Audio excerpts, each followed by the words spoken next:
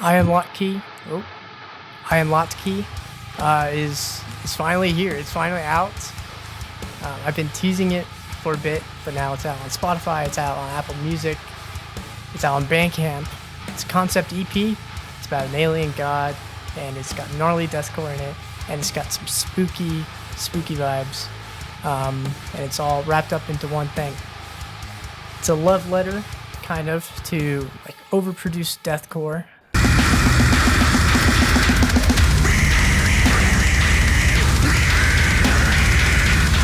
And the Twilight Zone. This is a gag. This is a big, earth-shaking, highly complicated, and fantastically conceived practical joke, isn't it? But recently, Andrew Banner reacted to Call On My Name on his stream. That song is featuring Loose Chains on vocals. It's also featuring a mini metal choir that I was able to round up. But on that stream, he said, play the clip, roll the clip. I remember your guitar tones being nasty, from what I've heard of you. Yeah, like, listen to that fucking guitar tone. What is that?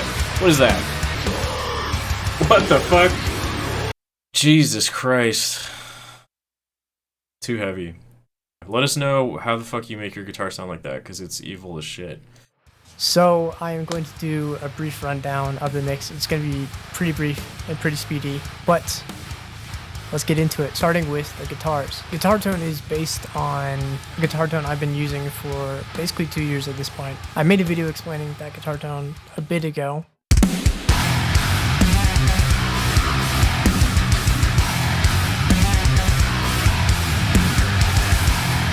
And I'll link it because it's mostly the same, but a brief rundown is I take the DIs and then I split into 3 groups, 3 amps. So first amp is the Ignite Emissary that provides the clarity. Next is the Ignite SHB1, which is a bass head, but that provides some spank and poppiness. And then the last one is Amp to Roots, which provides all the body of the tone. And then I sum all of them up and add like compression and EQ and stuff like that. But yeah, that's the basic idea. Watch the video if you want to learn about the tone. There's a project that you can download for Reaper that has the tone in it. Okay, so starting with guitars, right? I was messing around with that tone I was talking about, and that sounded like this.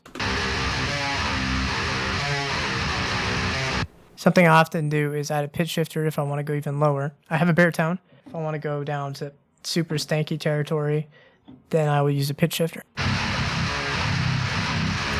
That's all kind of standard for me. And then this is where the Bob Ross happy accident moment comes in. I added an HM2 sim, and I was messing around with that, and then I accidentally put it before the pitch shifter, which is not something you normally do. I put the HM2 before the pitch shifter, which is a no-no, but this is what it ended up sounding like.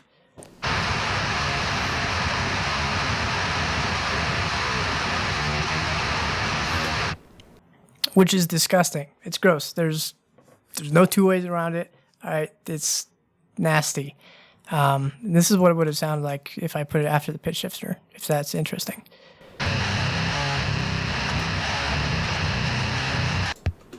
Which is also kind of cool. Yeah, this tone was complete accident, and it inspired the whole EP. So while I was messing around with this tone, I picked up some pointers.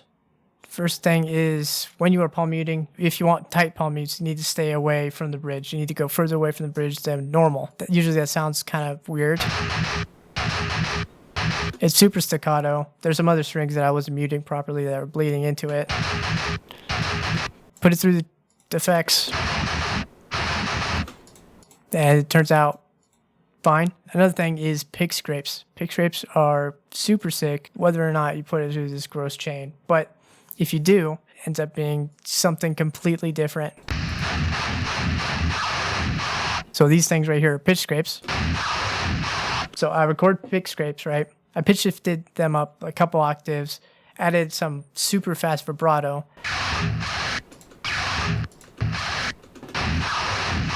It just sounds nasty. Another thing I did was playing off of the fretboard. So usually, if you're a normal guitar player, nothing wrong with not being a normal guitar player, but usually that's how you fret.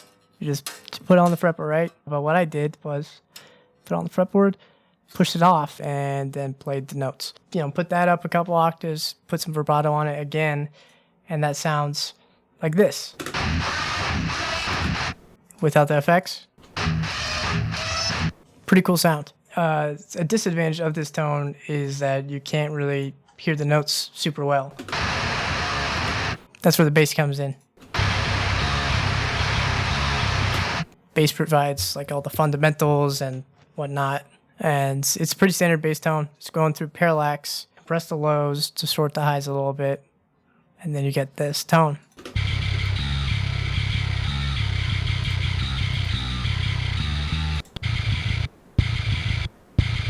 For the drums, I'm using Get Good Drums Modern and Massive. I can make a video if people really, really want me to, but I hate mixing drums. I hate it so much. Even worse than mixing drums is trying to explain mixing drums when I have no idea what I'm talking about. But I can try to articulate what I was trying to do. It's kick drum, very compressed, ridiculously compressed. And then the guitars are sidechained a little bit to it. In most of the album, or EP, whatever it is, in most of it, it is a very subtle effect. But in the last song, in the last breakdown, I amped it up a bunch in order to add more impact.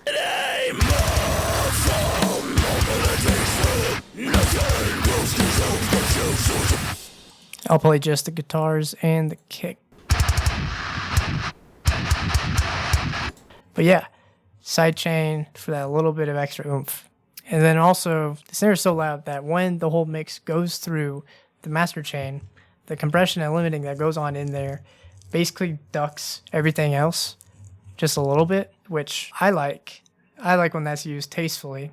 Is this a tasteful use of that? I don't know. You be the judge of that. But I like how it sounds. There are a bunch of different types of leads that I did. I'll speed run through them quickly. First is the synth that Andrew was talking about, the little bitty synth.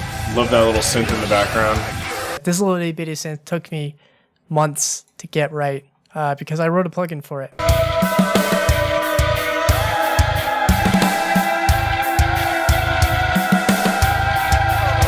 It's a pseudo theremin. I call it the pseudomin. It takes incoming audio, which in this case was my guitar, with a slide, and then it'll use it to control an oscillator. You know, there are a couple different types. There's a theremin waveform, there's a triangle waveform, square, saw, sine. I made a video about it. You can check it out here if you want to learn about how I made it. But this is what it sounds like.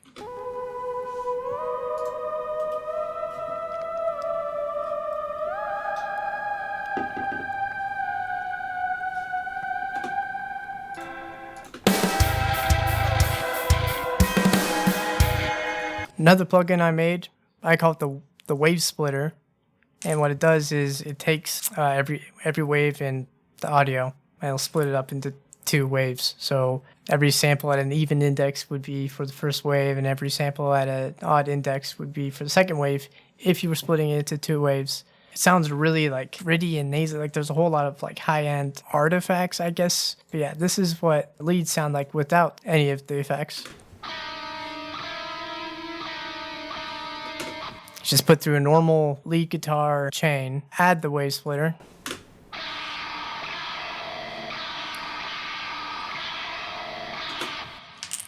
And then while you're at it, throw it up an octave.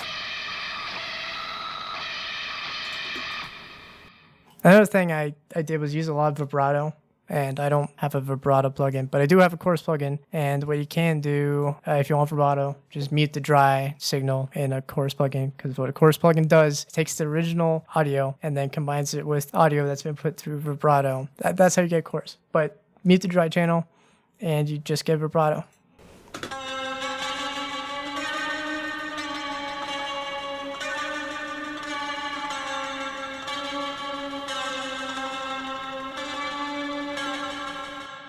So, all in all, I'm pretty proud of this EP. I spent a lot of work on this, not only with writing and producing it, but also with making the plugins and whatnot. So if you're even vaguely interested in metal, deathcore, or spooky alien concept EPs, then please check it out.